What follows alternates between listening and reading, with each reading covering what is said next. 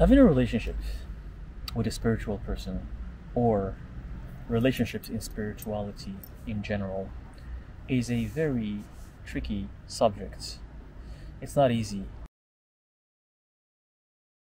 A lot of people who go through a spiritual awakening, or they start seeing spirits and demons, and they get into the occult, and they realize that they're with someone who doesn't understand them, someone who's not at the same level as them. And this always ends up in either breakups or problems, and people just don't know how to cope with it. So in this case scenario, I want to share something with you about relationships. When you are an occultist, a spiritual person, or just embracing who you are and connecting to the spirit realm. One thing that you need to realize is that it's never about being with someone.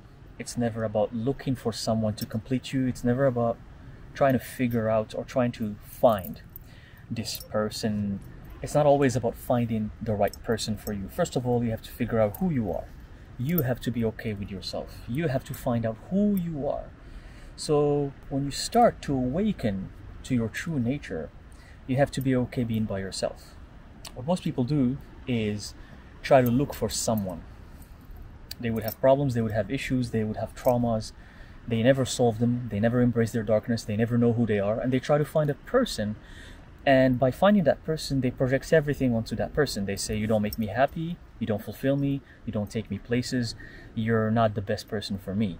And of course, that ends up in a breakup, because why would you want someone else to fulfill you? You have to fulfill yourself by yourself first.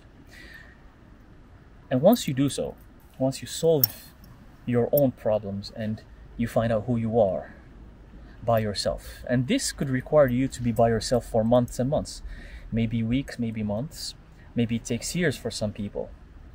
When you're by yourself and you find out who you are by yourself, the right person shows up. It shows up for you, and then with this person you can start doing things together, such as exploring the world or traveling, or you could still do your own thing, but this other person is just there as like a bonus. It's not there to complete who you are. It's not there to make you who you are. It's there as a bonus. It's there to make what you're going through even better. And that's what most people don't realize. They think the other person is supposed to do things for them. That's for normal people. That's for boring people. That's for normal humans, and that's okay. That's what they choose. Normal people think a couple needs to come in together to complete each other and to build a life together and to have kids and so on and so forth. But the gifted people, the spiritual people, the awakened ones, that's not what they're meant to do. What they're meant to do is to first figure out who they are. They're meant to be comfortable by themselves, wherever in the world. They're supposed to be okay by themselves.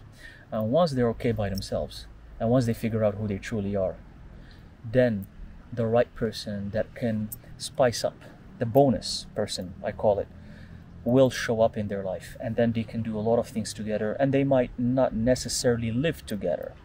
It's not always about living together. It's not always about being together all the time.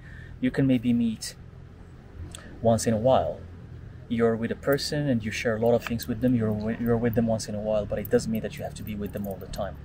And that's another thing that a lot of people get wrong. They think that you have to be with the other person 24/7. Again, that's for normal people. It's not for the gifted ones.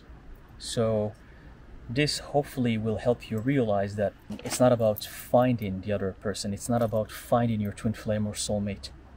You will find each other when you're ready.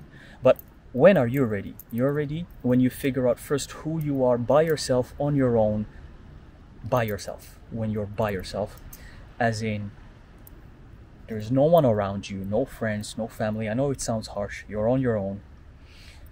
You're with spirit. And you know what you're all about. You know what you want to do for yourself. You're full on your own, 100% on your own. You're full, you're complete on your own. You're a king, you're a queen on your own. And once you hit that level, then the right person shows up to make you even higher, to make you feel higher. And you also make them feel higher. But you and them You separately, you're still 100%, 100%. You're still the king, you're still the king, you're still the queen, you're still the queen. You know, you're still, you're fabulous, you're magnificent on your own. But together, it's even higher, it's even better. And you start bringing in each other something magical. A lot of humans, once they go through a spiritual awakening, or the gifted ones, they start thinking that being with their soulmate or twin flame, or with someone in general, is gonna solve their problems. It's gonna make them feel better. They think that it's gonna be the holy grail that's gonna show them the way to enlightenment, to figuring out everything. And usually the opposite happens.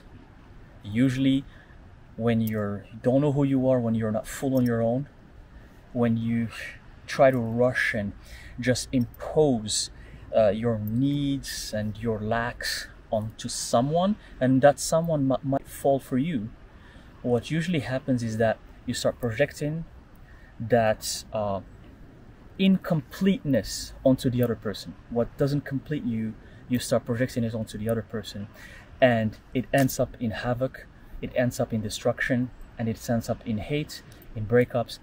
And you don't want that, because maybe you're gonna meet your twin flame or your soulmate, maybe it's them, but you don't want to go through that negativity with them. So first, figure out who you are on your own. And even if you think you have met the right person, make sure you're not with each other 24/7. You can be with each other, but every now and then, take time for yourself. Take weeks for yourself. Take a couple weeks for yourself. Take 1 month for yourself every now and then. Because you need that, because you're the master, because you're different, because you're not boring, you're not a normal person. That is something that even in the spiritual community, even you're not gonna hear this, because it's all about soulmates and twin flames and being with someone else. Being by yourself is the key to connecting to the spirit realm, to connecting to the underworld, to unlocking your powers, and finally, to finding the right person for you. And that's what I want to share with you.